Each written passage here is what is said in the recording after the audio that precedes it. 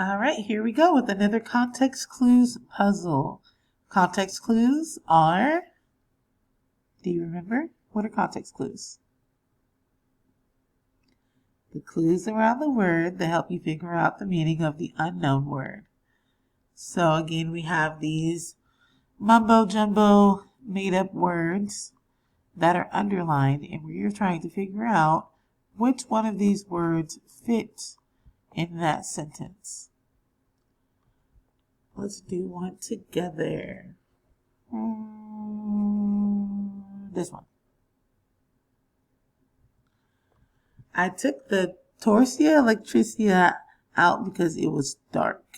What is Torsia electricia?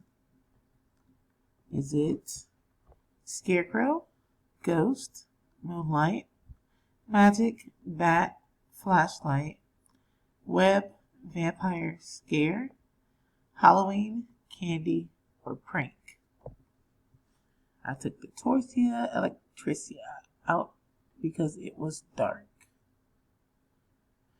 Well, the opposite of dark is light. So I would go with flashlight. I took the flashlight out because it was dark. Notice I plugged the word back into the sentence to make sure that it made sense. So there is the first piece of your puzzle.